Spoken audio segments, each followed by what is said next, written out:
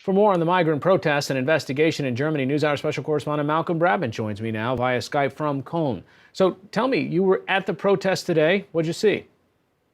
Well, this is a pretty ugly side of Germany, it has to be said. There were lots of very angry right-wingers belonging to this organization called Pegida, which is a pan-European organization that wants to stop what it says is the Islamization of Europe. And these sexual attacks on women in Cologne and other German cities really have acted as a catalyst to generate some support for Pegida, because their influence was on the wane, but this really has given them a little bit more energy for their campaign. There were right-wing leaders from Britain who came over to address people, and so the whole demonstration was in a pretty sort of raucous mood. People were drinking very heavily on the way through.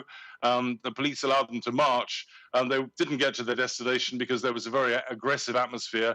Bottles and started being thrown towards the police lines.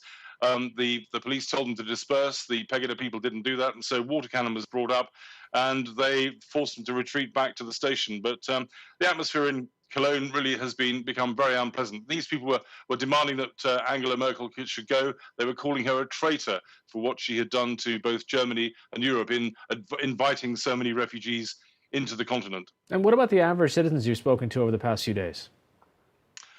Well, I think people are extremely shocked by what happened, not just in Cologne, but in other German cities. It was the real scale of the violence against women. And I have to say that over the past day, the German police are saying that the number of complaints that have been made by women have approached nearly 300, nearly 400. And many of those are of a sort of sexual nature. And this has really surprised people. And some people think that they have been sort of misled about the nature of the people that they've been accepting in. And there are others who say that the people who committed these crimes are just a small minority of ordinary, decent people who want to have a better life. But what is being discussed here is basically that Cologne may possibly be a turning point for the whole sort of German attitude towards the migration trail.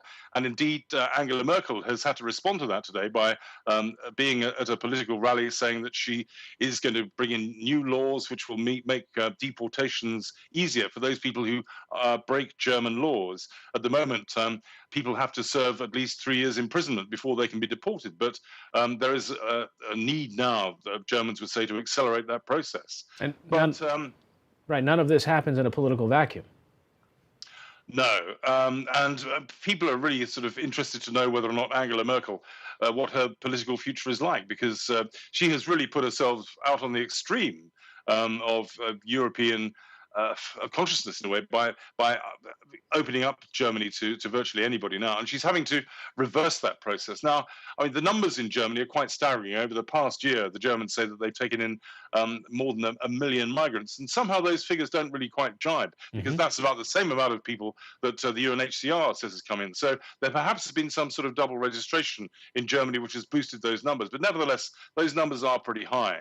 And there is a demographic problem, because many of the people who are coming into to Europe from Turkey through Greece are young men, and they, I found out yesterday when I talked to some Moroccan people, say that they have got to learn that there is a completely different way in Europe about the way in which you treat women, and people are very concerned that there's a serious cultural clash that is happening between people of European sort of background and those newcomers.